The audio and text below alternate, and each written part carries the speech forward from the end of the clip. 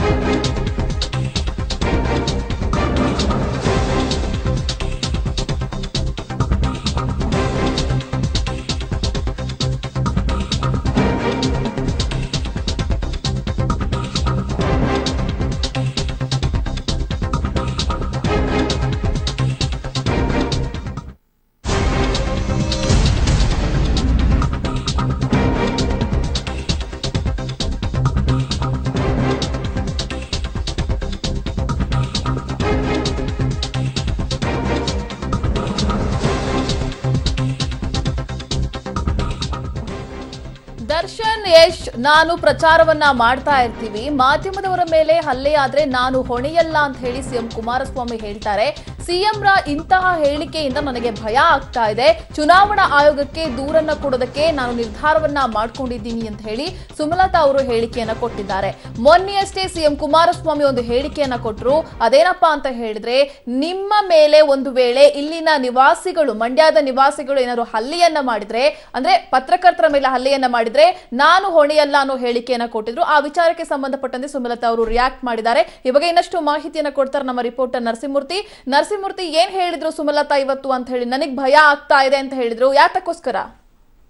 ನಿಜ, ಯಾಕಂತ ಹೇಳಿದ್ರೆ ಇವತ್ತು KR ಪೇಟೆಯ ವಿವಿಧ ಹಳ್ಳಿಗಳಲ್ಲಿ ಪ್ರಚಾರ ಮಾಡ್ತಕ್ಕಂತ ವೇಳೆ ನಿನ್ನೆ ಸಿಎಂ ರವರು ಕೊಟ್ಟಂತಹ ಒಂದು ಹೇಳಿಕೆ ಏನಿದೆ, ಆ ಹೇಳಿಕೆ ಆಧಾರದ ಮೇಲೆ ಸುಮಲತಾ ಅವರು ಮಾತಾಡಿರ್ತಕ್ಕಂತಹದ್ದು.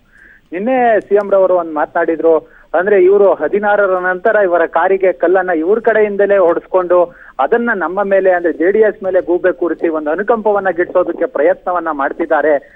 ಈ ರೀತಿಯಾಗಿ JDS ನ ಒಂದ್ ರೀತಿ ಮುಗಿಸೋದಕ್ಕೆ ಪ್ರಯತ್ನವನ್ನ ಮಾಡಿದ್ದಾರೆ ಅಂತ ಹೇಳಿ ನಿನ್ನೆ ಏನೊಂದು ಕುಮಾರಸ್ವಾಮಿ ಅವರೊಂದು ಮಾತನ್ನ ಹೇಳಿದ್ರು. ಆ ಮಾತಿಗೆ ಇವತ್ತು ಸುಮಲತಾರವರು ಒಂದು ಆಕ್ಷೇಪವನ್ನ ವ್ಯಕ್ತಪಡಿಸಿರ್ತಕ್ಕಂತಹದ್ದು. ನನಗೆ ಅನ್ಸ್ತಿರ್ತಕ್ಕಂತಹದ್ದು, ನಿಜಕ್ಕೂ ಇವ್ರ ಕಡೆಯವರೇ ನಮ್ಮ ಮೇಲೆ ಕಲ್ಲನ್ನ ಓಡಿಸೋದಕ್ಕೆ ಒಂದು ಪ್ಲಾನ್ ಅನ್ನ ಮಾಡ್ಕೊಂಡಿದ್ದಾರೆ ಅಂತ ಅನಿಸ್ತಿದೆ ನನಗೆ.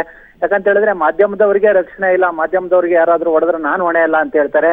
ನಾನ್ ಇರ್ಬಹುದು, ಅಭಿಷೇಕ್ ಇರ್ಬಹುದು, ದರ್ಶನ್ ಇರ್ಬಹುದು, ಯಶ್ ಇರ್ಬಹುದು, ಈಗ ಮಂಡ್ಯದಾದ್ಯಂತ ಪ್ರಚಾರವನ್ನ ಮಾಡ್ತಿರ್ತೀವಿ. ಈ ಸಂದರ್ಭದಲ್ಲಿ ಕಲ್ಲು ಬಿದ್ರಿ ಏನ್ ಮಾಡ್ಬೇಕು, ಹೀಗಾಗಿ ನನಗೆ ಭಯ ಆಗ್ತಿರ್ತಕ್ಕಂತಹದ್ದು ಸತ್ಯ. ಹೀಗಾಗಿ ನಾವು ಚುನಾವಣಾ ಆಯೋಗ ಇರಬಹುದು, IG ಇರಬಹುದು, ಮತ್ತೆ SP ಈ ಮೂವರಿಗೂ ಕಂಪ್ಲೇಂಟ್ ಅನ್ನ ಕೊಡೋದಕ್ಕೆ ಒಂದು ನಿರ್ಧಾರವನ್ನ ಸಹ ಮಾಡಿದ್ದೀವಿ.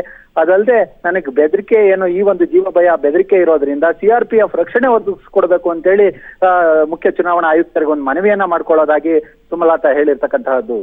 ಈಗ ನನಗ್ ಜೀವ ಬೆದರಿಕೆ ಇದೆ ಅಂತ ಹೇಳಿ ಅವತ್ತಿನಿಂದ ಹೇಳ್ತಾನೆ ಬಂದಿದ್ದಾರೆ, ಲಾಸ್ಟ್ ವೀಕ್ ಇಂದಲೂ ಕೂಡ. ಬಟ್ ಈಗಲೂ ಮತ್ತೆ ಮತ್ತೆ ಅದನ್ನೇ ಹೇಳ್ತಾ ಇದಾರೆ. ಯಾವ ರೀತಿಯ ಸಮಸ್ಯೆ ಅವರಿಗೆ ಆಗ್ತಾ ಇದೆ ಅನ್ನೋದನ್ನ ಏನಾದ್ರು ಹೇಳಿದ್ರೆ ಹೇಗೆ ಅಂತ ಹೇಳಿ ನರಸಿಂಹಮೂರ್ತಿ? ಅಂದ್ರೆ ಸಿಎಂ ರವರ ಹೇಳಿಕೆಯ ಆಧಾರದ ಮೇಲೆ ಅವರು ಇವತ್ತು ಸುಮಲತಾರವರು ಹೇಳಿರ್ತಕ್ಕಂತಹದ್ದು.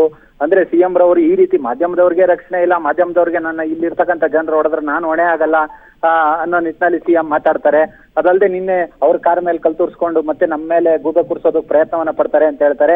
ಇವರೇ ಯಾಕೆ ನಮ್ಮ ಕಾರ್ ಮೇಲೆ ಕಲ್ಲನ್ನ ಓಡಿಸಬಾರ್ದು, ಇವರೇ ಕಲ್ಲನ್ನ ಓಡಿಸಿ ಈ ರೀತಿಯಾಗಿ ಈ ಒಂದು ಈ ಪ್ರಕರಣ ಏನಿದೆ ಇದನ್ನ ಮುಚ್ಚ ಹಾಕೋದಕ್ಕೆ ಇವ್ರು ಕಲ್ಲೊಡೆದು ನಮ್ಮ ಮೇಲೆ ಗೂಬೆ ಕೂರಿಸೋದಕ್ಕೆ ಈ ರೀತಿಯಾಗಿ ಸಿಎಂ ಒಂದು ಸ್ಟೇಟ್ಮೆಂಟ್ ಅನ್ನ ಕೊಡ್ತಾರೆ. ಈ ತರಹದ ಸಿಎಂ ಸ್ಟೇಟ್ಮೆಂಟ್ ಗಳನ್ನ ನಾನು ನಿಜಕ್ಕೂ ನಿರೀಕ್ಷೆಯನ್ನು ಮಾಡಿರ್ಲಿಲ್ಲ. ಈ ರೀತಿಯಾಗಿ ಒಬ್ಬ ಸಿಎಂ ಮಾತಾಡ್ತಾರೆ ಅಂದ್ರೆ ಏನರ್ಥ, ನಾವು ಕ್ಷೇತ್ರಾದ್ಯಂತ ಓಡಾಡ್ತಿರ್ತೀವಿ, ಹೀಗಾಗಿ ಇಲ್ಲಿರ್ತಕ್ಕಂಥ ಸ್ಟೇಟ್ ಪೊಲೀಸರ ಮೇಲೆ ನಮ್ಗೆ ನಂಬಿಕೆ ಇಲ್ಲ, ಹೀಗಾಗಿ CRPF ರಕ್ಷಣೆಯನ್ನ ಕೊಡಬೇಕು. ಯಾಕಂತ ಹೇಳಿದ್ರೆ ನಾನು ಇರ್ಬೋದು, ಅಭಿಷೇಕ್ ಇರ್ಬೋದು, ಸುಮಲತಾ ಇರ್ಬೋದು, ದರ್ಶನ್, ಯಶ್ ಎಲ್ಲರೂ ಸಹ ಕ್ಷೇತ್ರದಾದ್ಯಂತ ಓಡಾಡ್ತಿರ್ತೀವಿ, ರಕ್ಷಣೆ ಬೇಕು ಅನ್ನೋ ನಿಟ್ಟಿನಲ್ಲಿ ಅವರು ಒಂದು ಆತಂಕವನ್ನ ವ್ಯಕ್ತಪಡಿಸಿರ್ತಕ್ಕಂತಹದ್ದು.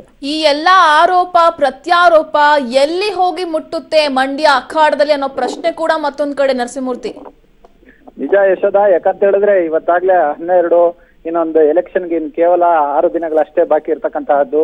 ಈ ಒಂದು ಸಂದರ್ಭದಲ್ಲಿ ಮಾತಿಗೆ ಪ್ರತ್ಯಾರೋಪಗಳು ಸಾಮಾನ್ಯವಾಗಿರ್ತಕ್ಕಂತಹದ್ದು ಮಂಡ್ಯದಲ್ಲಿ. ನಿಜಕ್ಕೂ ಇದು ಇನ್ನೂ 4-5 ದಿನದಲ್ಲಿ ಯಾವ ಮಟ್ಟಕ್ಕೂ ಹೋಗುತ್ತೋ ಕಾದ್ ನೋಡ್ಬೇಕಾಗುತ್ತೆ. Okay, thank you Narasimhamurthy.